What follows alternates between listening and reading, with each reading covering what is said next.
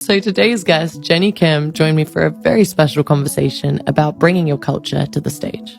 Jennie and I have become friends since that show in New Jersey, and I just adore her, which is why I invited her to join me on this week's episode for what is in fact her first ever podcast interview. Jennie, how are you doing? I'm doing very good. I'm very excited for this. I'm so happy you said yes to doing this with me. Only because it's you. I am literally shaking right now. This is my first ever podcast, any kind of thing like this. So you grew up back and forth between South Korea and New Zealand.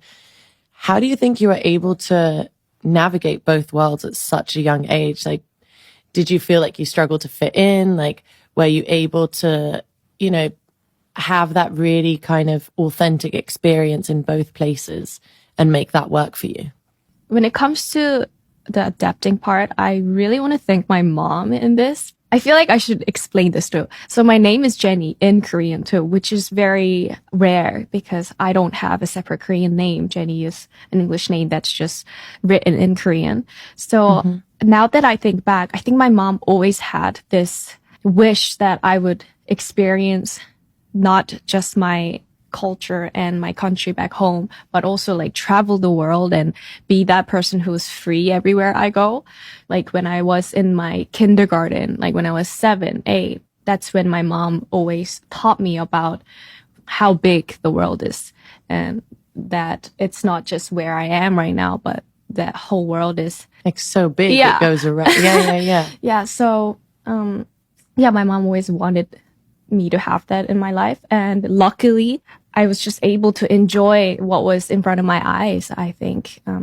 And I was lucky enough to meet great friends when I was in New Zealand who introduced me to their world. And I think it was a blessing that I had, if I look back at it. That's really amazing. I mean, it's cool because I guess in some way your mum just kind of envisioned you having a life, not just in Korea, but all over the world. No, definitely.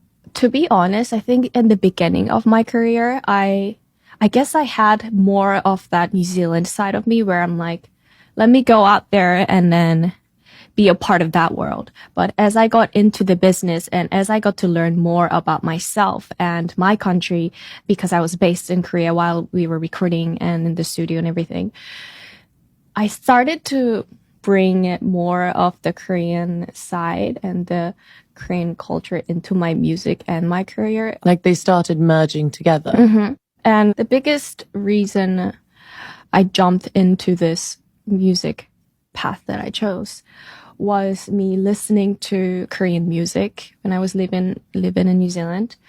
And I dreamt of bringing Korean music to bigger world because I was also living in a world where I was in between the two cultures and I saw it happen. Like I really wanted to see it happen in the future. And also I wanted to play the part because I feel like I was able to do that with the language barrier and with the lifestyle that I have lived in the past.